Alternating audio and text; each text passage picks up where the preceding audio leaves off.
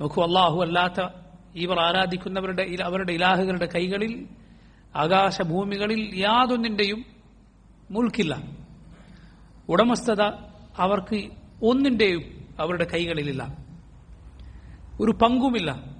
അള്ളാഹു അവരിൽ നിന്ന് ആരെയും സഹായികളായി സ്വീകരിച്ചിട്ടുമില്ല. വമാ കുൻതു മുത്തഖിദൽ മുദല്ലിന അദുദ, നാം വഴികേടിലാക്കുന്നവരെ സഹായികളായി സ്വീകരിക്കുന്നവനല്ല എന്ന് അള്ളാഹു പറഞ്ഞിട്ടുണ്ട്.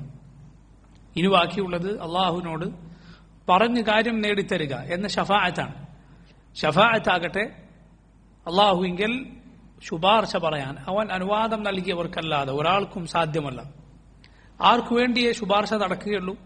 വലാ യശ്ഫഊന ഇല്ലാ ലിമൻ ഇർതദാ, മലക്കുകളെ കുറിച്ച് പോലും അള്ളാഹു പറഞ്ഞു വലാ യശ്ഫഊൻ, അവർ അള്ളാഹുവിനോട് ശുപാർശ പറയുകയില്ല ഇല്ലാ ലിമൻ ഇർതദാ, ഇല്ലാ ലിമൻ ഇർതദാ, അള്ളാഹു തൃപ്തിപ്പെട്ടവർക്ക് വേണ്ടിയല്ലാതെ. ആർക്കാണ് അള്ളാഹുവിന്റെ തൃപ്തി? അവനെ മാത്രം ഇബാദത്ത് ചെയ്തവർക്ക് മാത്രം.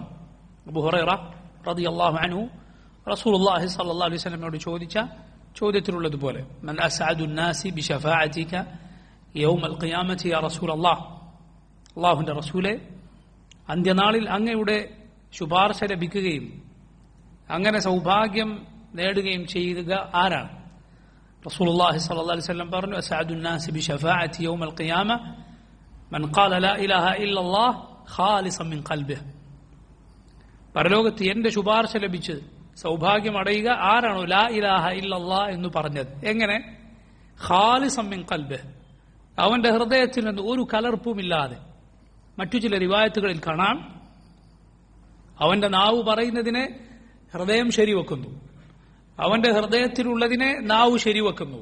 ലാ ഇലാഹ ഇല്ലല്ലാഹ് വെറുതെ പറഞ്ഞതല്ല, മറിച്ച് ലാ ഇലാഹ ഇല്ലല്ലാഹ് അവന്റെ കൽബിലുണ്ട്, അതിൽ കലർപ്പ് വന്നിട്ടില്ല.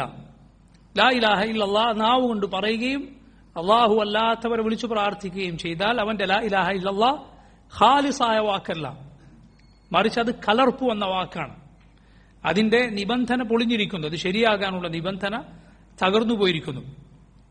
അള്ളാഹുവിനെ മാത്രം വിളിച്ചു പ്രാർത്ഥിക്കുന്നവർക്കാണ് നബി സല്ലല്ലാഹു അലൈഹി വസല്ലമയുടെ ശുപാർശ, പരലോകത്ത് ഉപകാരപ്പെടുന്ന ശുപാർശ അവർക്കാണ് ലഭിക്കുക. നോക്കൂ നിങ്ങൾ, ചില പണ്ഡിതന്മാർ പറഞ്ഞതുപോലെ അള്ളാഹു അല്ലാത്തവരെ ശുപാർശയ്ക്കു വേണ്ടി വിളിച്ചവർക്ക് അവരുടെ ഉദ്ദേശം എന്തോ അതിന് നേരെ വിരുദ്ധമായതാണ് അള്ളാഹു പകരം നൽകുക. സുബ്ഹാനല്ലാഹ്, അവരെന്തിനാണ് ഈ ഇലാഹുകളെ വിളിച്ചു തേടിയത്? അള്ളാഹുവിങ്കിൽ ശുപാർശ പറയാൻ. ഹൗലാഇ ശുഫാഉന ഇൻദല്ലാഹ്, ഇവർ അള്ളാഹുവിങ്കിൽ ഞങ്ങളുടെ ശുപാർശക്കാരാണ്. പക്ഷെ അള്ളാഹു അവർക്ക് പകരം നൽകിയത് എന്താണ്? ഒരു ശുപാർശയും പ്രയോജനപ്പെടാതിരിക്കുക, ഒരു ശുപാർശയും ലഭിക്കാതിരിക്കുക. മാ ലിദ്ദാലിമീന മിൻ ഹമീമിൻ വലാ ശഫീഇ യുതാഅ, അക്രമികൾക്ക് അന്ന് ഒരു ഉറ്റ കൂട്ടുകാരനോ സ്വീകരിക്കപ്പെടുന്ന ശുപാർശ സ്വീകരിക്കപ്പെടുന്ന ഒരു ശുപാർശകനോ ഉണ്ടാവുകയില്ല. അള്ളാഹു പറഞ്ഞു. നോക്കൂ നിങ്ങൾ, എന്താണോ ഈ ചെയ്തത് അതിന് നേരെ വിരുദ്ധമായത്. ഇതാണ് നേരായ വഴിയിൽ അല്ല എങ്കിൽ ഇതാണ് സംഭവിക്കുക. അവൻ ആഗ്രഹിച്ചു, ഞാനത് ആഗ്രഹിച്ചു എന്ന് പറഞ്ഞിട്ട് കാര്യമില്ല, മറിച്ച് അവൻ ആഗ്രഹിച്ചതിന് നേരെ വിരുദ്ധമായത്, അവൻ ഏറ്റവും പേടിച്ചതെന്തോ അതാണ് ലഭിക്കുക. അള്ളാഹു സുബ്ഹാനഹു വതആല പറഞ്ഞിട്ടുള്ളത് അതാണ്. അള്ളാഹു പറഞ്ഞിട്ടുള്ളത് അതാണ്. നോക്കൂ, അള്ളാഹു അല്ലാത്തവരെ വിളിച്ചു പ്രാർത്ഥിക്കുന്നവർ അവരെ സ്നേഹിക്കുന്നു. എങ്ങനെ? റബ്ബിനെ സ്നേഹിക്കുന്നത് പോലെ, അല്ലെങ്കിൽ അതിനേക്കാൾ അധികം. പക്ഷെ പരലോകത്ത് എന്താണ് സംഭവിക്കുക? ഈ വിളിച്ചു തേടി അവർ ആരെയാണോ വിളിച്ചു തേടിയത് അവരാരെയാണോ സ്നേഹിച്ചത് അവർ ബന്ധവിച്ഛേദനം പ്രഖ്യാപിക്കുകയാണ്.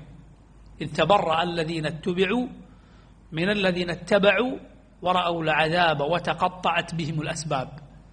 ഇത്തബറഅ അല്ലദീന ഇത്തബഉ മിനല്ലദീന ഇത്തബഉ, അവർ നേതാക്കളായി വെച്ചവർ, അവരാരെ പിൻപറ്റിയോ അവർ അനുയായികളിൽ നിന്ന് ബന്ധം ഒഴിവാകുന്നതാണ്.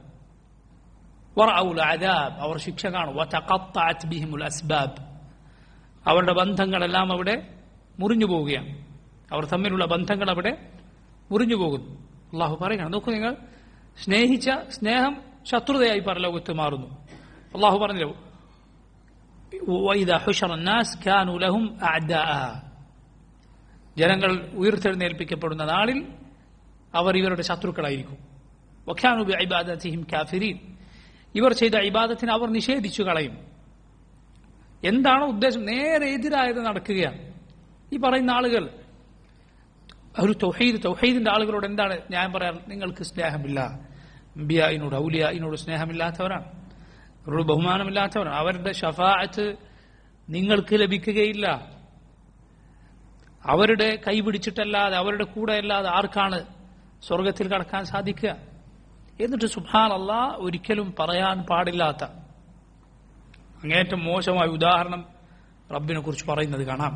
എന്താണ് പറയുക? അതായത് ഒരാൾ വീട്ടിലെ മകളുടെ ഭർത്താവ് ഒരു കൂട്ടുകാരനെ കൂട്ടി ഭാര്യ വീട്ടിലേക്ക് വരികയാണ്. ഈ വരുന്ന ആളെ, മകളുടെ ഭർത്താവിന്റെ കൂട്ടുകാരനെ ഈ അമ്മോശന് വീട്ടുടമസ്ഥന് ഇഷ്ടമല്ല. പക്ഷെ വരുന്നത് ആരുടെ കൂടെയാണ്? മകളുടെ പുതിയാപ്പിളുടെ കൂടെയാണ്. അതുകൊണ്ട് എന്തു ചെയ്യും? ആളിഷ്ടമല്ല എങ്കിലും അങ്ങോട്ട് കയറ്റും.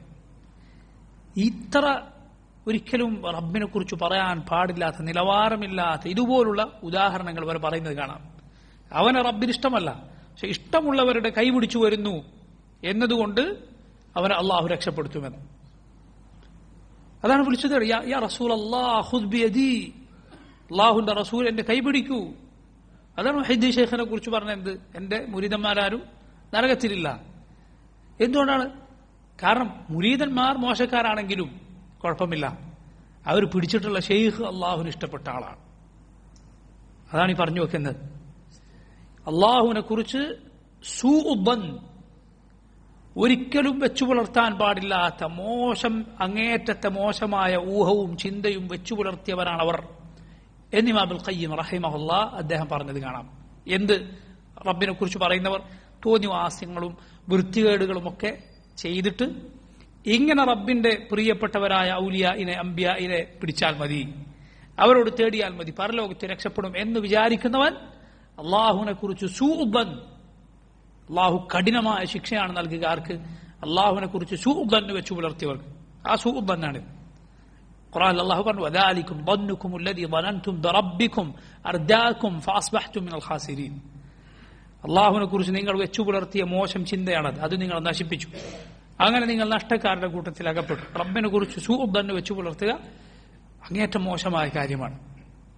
അള്ളാഹു അല്ലാത്ത ഈ ഇലാഹുകൾക്ക് ഒരു ഖിത്മീറിന്റെ പോലും മിൽക്കില്ല എന്നാണ് അള്ളാഹു ഈ ആയത്തിലൂടെ പറയുന്നത്. വല്ലദീന തദ്ഊന മിൻ ദൂനിഹി മാ യംലികൂന മിൻ ഖിത്മീർ.